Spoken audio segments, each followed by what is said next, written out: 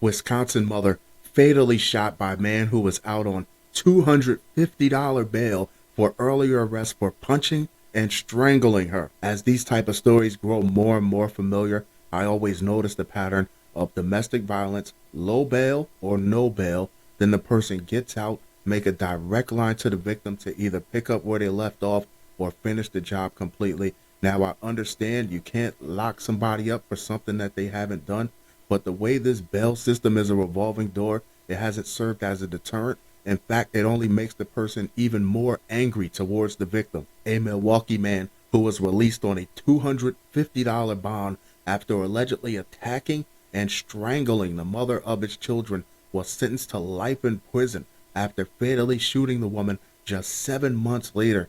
Dequan McMillon, 28, was found guilty last month of first-degree intentional homicide of 23-year-old Brittany Meyer.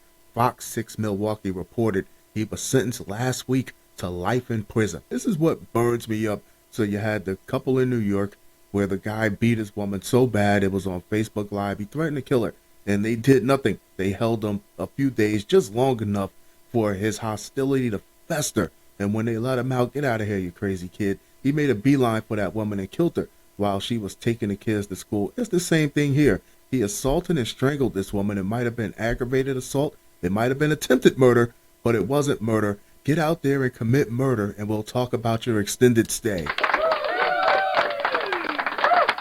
Make it make sense. Meyer was fatally shot in June 2021 and left behind 2 children she shared with McMillon. Did he once even stop to think about the kids in all this? She was a wonderful woman. Ava McClinton, Meyer's great aunt, told Fox 6 shortly after the woman's death, "Please, America, stop killing. Stop. We don't want this to happen to another family," McClinton added. "We love our beautiful Brittany, and we pray for her every day. We love her, and we're going to miss her." This man was a monster. He wasn't thinking about the well-being of his children when he killed their mother. It was just tunnel vision. How many times are we going to have to watch somebody stand in front of the media and give that sad statement before we realize that domestic violence, spouse abuse, anything along that spectrum is rarely a one-time occurrence?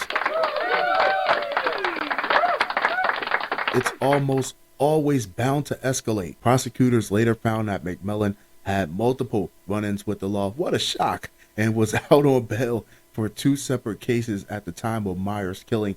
He was charged with running from police in 2019 while in possession of cocaine, meth, and a gun. Fox 6 reported in 2021. How was he even on the streets? The court agreed to a $5,000 bond, but made it a signature bond, meaning McMillon did not have to make a cash deposit or put up collateral with the court to get out of jail. Or, in other words, get out of here and don't come back until you commit murder. It's sad. That's the message that you're sending. While he was still out on the 2019 bond, McMillon was arrested again in November 2020. Because why not? When you know you're not going to jail for anything, the world is your oyster. For attacking Meyer, prosecutors said McMillon punched the woman, choked her until she blacked out, and pulled her hair. If they treated any one of his open charges or any one of his prior arrests like the hardcore crimes that they actually were, instead of treating them like they were just parking tickets, this woman might be here with us today. We didn't know he was doing all these things to her, McClinton said in 2021. He was charged with strangulation, battery, and bail jumping, and was ultimately granted a $250 cash bond in the case, a slap in the face to this woman and her family. It's only $250, right? McMillon asked his attorney Darrell Everett Smith, according to a digital recording of the hearing obtained by Fox 6. Yeah, it's only $250, man. That's pretty cheap. Smith responded, just mocking the system. Roughly 7 months later, after McMillon allegedly attacked Meyer, he was accused of shooting her to death. Legislation and judiciary system, how do you sleep at night knowing that this was a monster of your creation? And these cases are only getting closer and closer together. They're only getting more and more familiar. He is eligible for extended supervision in 2050, according to court records.